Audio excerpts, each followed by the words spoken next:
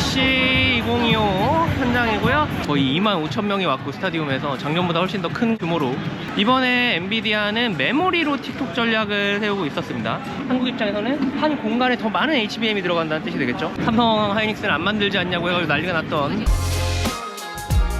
오늘 발표 사항들을 볼 때 사실 블랙웰 울트라나 루빈 같은 그런 코드명의 제품들은 이미 존재가 알려져 있었고, 근데 세부적인 스펙이 나왔다는 점이 일단 중요한 것 같고, 그리고 2028년 로드맵까지 제시를 하면서 파인만이라는 이름을 가진 새 칩셋을 28년에 내놓겠다, 3년 뒤 로드맵까지를 공개를 처음으로 했습니다. 이번에 엔비디아는 메모리로 틱톡 전략을 세우고 있었습니다. 틱톡이 뭐냐 하면 한 해에는 새 아키텍처, 새 설계로 새 칩셋을 내놓고 다음 해에는 공정 개선으로 똑같은 설계를 좀 더 미세한 공정으로 만들면서 성능 개선과 전성비 개선을 꾀하던 그런 걸 틱톡 전략이라고 불렀었죠. 블랙웰을 작년에 여기서 공개를 했죠. 작년 말부터 출하가 됐고, 올해 말에는 블랙웰 울트라를 내놓겠다고 했죠. 블랙웰 울트라는 그냥 칩셋 자체는 완전히 블랙웰과 똑같아요. 뭐가 다르냐 하면 HBM 용량이 다릅니다. HBM 용량이 288GB가 들어가는데 총 성능 자체가 대역폭 상승에 힘입어서 칩셋에 별다른 개선이 없이도 1.5배가 늘어나는 구조가 되는 거죠. 그 다음 해에는 루빈이라는 새로운 칩셋을 내놓으면서 똑같은 용량의 HBM이 288GB가 들어가는 대신에 HBM4가 들어간다고 합니다. 그러니까 이 말인 즉슨 2026년 하반기에는 HBM4가 완전 양산이 된다 라는 뜻이 되겠죠. 이 다음이 중요한데, 블랙웰에서 블랙웰 울트라를 가면서는 메모리가 50%가 늘었잖아요. 근데 루빈으로 가면서는 HBM의 세대가 바뀌지만 용량은 그대로라고 했어요. 루빈 울트라는 어떻게 되느냐 할 때, 지금 루빈 울트라에 1TB에 달하는 HBM을 넣겠다고 오늘 장표에서 젠슨 황이 설명을 했어요. CPU랑 GPU 두 개가 들어가 있잖아요. 이런 구조가 되는데 이게 하나의 블랙웰 플랫폼 또는 루빈 플랫폼이라는 거고, 근데 얘가 또 이제 렉으로 들어가잖아요. 렉 하나당 얘를 뽑아내면 그 GB200 또는 GB300이 들어있는 거거든요. 이런 렉이 이렇게 하나씩 들어가 있는 거죠. 한 층인 거예요. 이게 36개가 들어가면 NVL72가 되는 거죠. 블랙웰 울트라까지는 NVL72인데 루빈에서는 NVL144를 낸다고 했어요. 그 얘긴 즉슨 한 서버에 루빈 칩셋이 144개가 들어간다는 뜻이 되겠죠. 한 공간에 더 많은 이제 GPU가 집적이 된다는 뜻이 되고, 결과적으로 데이터 센터의 동일 면적당 성능이 높아진다는 뜻이 되고, 한국 입장에서는 한 공간에 더 많은 HBM이 들어간다는 뜻이 되겠죠. 한 슬롯에 1TB가 들어가는 것 자체도 엄청나게 HBM 투입량이 느는 건데, 이 렉 단위나 데이터 센터 단위로 보면 엄청나게 늘어나는 거죠. 그러니까 결과적으로 오늘 젠슨이 설명했던 것 중 하나가 가장 비싼 칩셋을 쓰는 게 가장 저렴하다, 결과적으로 이런 얘기들을 하고 있는데, 그게 결국에는 데이터 센터의 면적과 전성비와 운영 비용과 이런 것들이 한정돼 있기 때문에 하는 얘기거든요. 하나의 AI 팩토리당 기준으로 H100이 1이라고 하면 루빈으로만 구성된 데이터 센터는 전체 비용이 동일 성능을 내는데 0.03에 불과하대요. 그러니까 3%밖에 안 된다는 거예요. 극단적인 비유 같긴 하지만 칩셋의 성능 향상과 단위 서버당 집적도와 전체적인 HBM이나 아니면 NVLink의 이런 대역폭의 향상이나 이런 것들을 감안했을 때 충분히 설득력이 있는 주장이라고 생각이 됩니다. 물론 뭐 젠슨이 거짓말을 하지 않았겠죠. 엔비디아는 철저히 지금 이제 B2B 회사기 때문에 그 부분들을 고객사인 데이터 센터에게 강조를 해주는 거예요. 근데 오늘 되게 재밌는 기술을 냈는데, 뭐냐면 한 보드 안에서 칩셋 간의 연결이 아니라 보드와 컴퓨터와 컴퓨터 간을 연결하는 기술인데, 실리콘 포토닉스라는 기술을 활용을 해요. 실리콘 포토닉스가 뭐냐, 기존의 컴퓨터는 다들 통신을 당연히 전자로 하죠, 케이블로. 근데 광자를 이용하는 거예요. 레이저를 이용하는 건데, 칩셋 안에서는 전자로 계산을 한단 말이에요. 전자가 이동하면서 계산이 이루어진단 말이죠. 근데 얘를 광자로 바꿔서 통신을 하려면 그걸 바꾸는 기술이 있어야 할 거 아니에요. 그래서 패키징 기술을, 파운드리 패키징 기술을 도입해서 그 광자 트랜스 리시버를 전환을 해주는 애를 그냥 칩에다가 꽂아버려요. 오늘 발표했던 게 TSMC와 함께해서 스펙트럼 X 또는 퀀텀 X라는 실리콘 포토닉스 기술을 올해 말부터 선보이겠다라고 얘기를 했는데, 실제 실리콘 포토닉스가 상용화되는 거는 아마 이 제품이 처음일 겁니다. 그래서 저는 개인적으로 굉장히 흥미롭게 봤어요.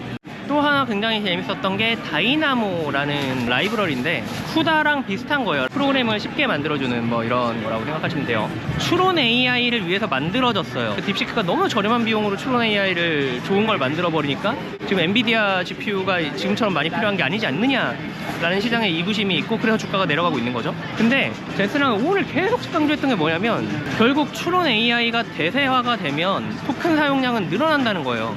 그렇기 때문에 엔비디아 GPU에는 여전히 경쟁력을 가지고 있고 전체 컴퓨팅 파워의 니즈는 더 커질 수밖에 없다라는 것이 엔비디아와 젠슨왕의 주장인데, 여기서 문제가 뭐냐? GPU 하나가 예를 들어서 총 생산할 수 있는 토큰이 있다고 합시다. 토큰을 그냥 쫙 생산해가지고 한 가지 연산에 쫙 쓸 때 생성 최대량이 여기라면, 얘를 이제 몇 명에게 나누기 시작하면 유저가 뭐 한 GPU에 여러 명이 붙을 거 아니에요. 토큰이 분산되면 얘를 그냥 n분의 1로 나누는 게 아니라 전체 토큰 생산량이 줄어든다는 거예요. 저 사용자가 많이 붙을수록, 더 다른 종류의 쿼리가 들어올수록 분산 컴퓨팅 과정에서 비효율이 발생을 하는 거죠. 그리고 엔비디아가 쿠다를 만든 이유도 사실 GPU 자체가 엄청나게 많은 병렬 컴퓨팅 칩셋들이 모여 있는 거잖아요. 프로그래밍이 어려웠었기 때문에 그걸 돕기 위해서 만들었던 게 쿠다의 시작이었어요. 사실 AI 토큰 생성의 병렬 컴퓨팅을 돕는 라이브러리라는 다이나모를 만든 거예요. 또 그리고 오픈소스로 내놨습니다. 쿠다로 AI 생태계를 장악을 하면서 엔비디아가 지금의 패권을 이제 유지하고 있는 거잖아요. 그런 전략을 다이나모에서도 그 전략을 이제 반복을 하겠다라는 의지가 느껴지는 대목이었어요. 그리고 하나 더 나아가면 로봇 플랫폼 아이작 그루트도 오픈소스로 공개를 한다고 했습니다. 그러니까 로봇 생태계도 오픈소스로 먼저 장악을 하겠다라는 전략을 같이 제시를 한 거예요. 하이닉스 부스예요. 여기 보시면 뭐 이제 GB200 세트 이렇게 있고, 지금 HBM4 16단까지 기존의 MR머프를 발전시켜서 만들겠다는 로드맵을 제시를 했어요. 그리고 20단부터 HBM 이제 4 이후에 하이브리드 본딩을 적용하겠다는 계획을 제시를 했는데, 기존 로드맵이랑 조금 달라진 것 같아요. 이제 MR머프가 여전히 경쟁력이 더 단수가 높아져도 있다고 판단을 했다는 그런 차이점이 좀 보이네요. 우리 삼성 부스 왔어요. CES에서 공개된 RTX 5090인데 젠슨왕이 이제 삼성 하이닉스는 안 만들지 않냐고 해가지고 난리가 났던, 그게 아니라는 걸 잘 설명해 주시고 계신 거죠. 여기 이제 HBM4에 대한 설명을 해주시고 계시고요. 엔비디아 제품 실제 탑재된 실기가 없다는 점이 좀 아쉽긴 한데 어쩔 수 없는 부분이고, 최근에 소캠 삼성 개발 완료했다는 소식이 들렸는데 소캠이 무엇인지 좀 설명해 주실 수 있을까요? 처음으로 이제 LP 메모리가 서버에 들어가는, 서버의 그런 그 품질 수준을 만족하면서도 저전력을 충분히 활용하는데 모듈을 활용해서 리플레이서블하고 업그레이드를 여기 폭스콘 블랙엘 데이터 센터 보드 같은 걸 이제 만들고 있고 NBL72도 만들고 있다는 거는 알려져 있긴 한데, 저는 실물은 처음 보거든요.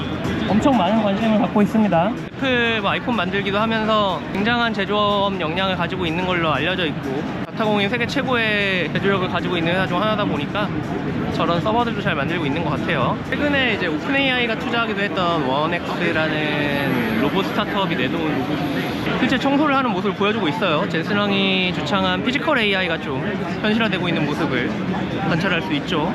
저는 일단 2028년까지의 로드맵이 제시가 됐고 27년까지는 구체적인 스펙 목표까지 제시가 된 상황이 굉장히 긍정적이라고 보고, 한국 입장에서는 HBM 탑재량이 구체적으로 얼마나 늘어나는지가 찍힌다는 것 자체가 향후 HBM 캐파나 이제 우리 메모리 업체들의 매출을 좀 가늠할 수 있게 되는 그런 지표가 되겠죠. 그런 점에서 좀 긍정적이었다고 생각이 들고, 그 무어의 법칙이 작동할 수 있었던 거는 로직의 개선도 있었지만 공정 자체가 엄청나게 빠르게 미세화가 됐었기 때문에 가능했던 거거든요. 근데 이제는 그렇지가 않잖아요. 2나노에서 1나노 가고 뭐 이런 식이 아니라 1.8나노, 1.6나노 이런 식으로 내려가지 않습니까?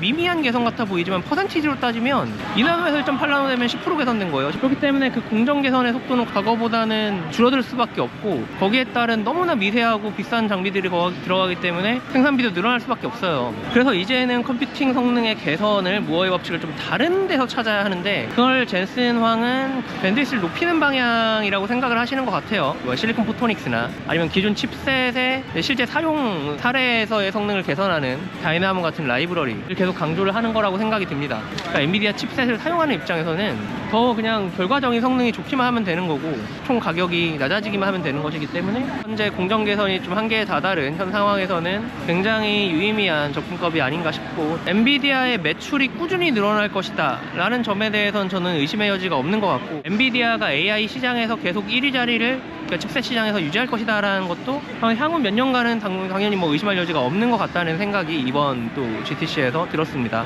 예, 여기가 산호세 다운타운에 있는 공원인데, 평소에는 막 노숙자분들도 좀 계시고 좀 원래 이렇게 깔끔하고 이렇게 파티 분위기인 데가 아닌데, 엔비디아가 아예 이 공원을 전세내가지고 지금 여기서 밥을 주고 있어요. 여기 뭐 너무 인적이 없을 정도로 한적하고 좀 위험하기까지 한 곳이거든요. 지금 상권이 엔비디아 덕분에 살아나고 있어요.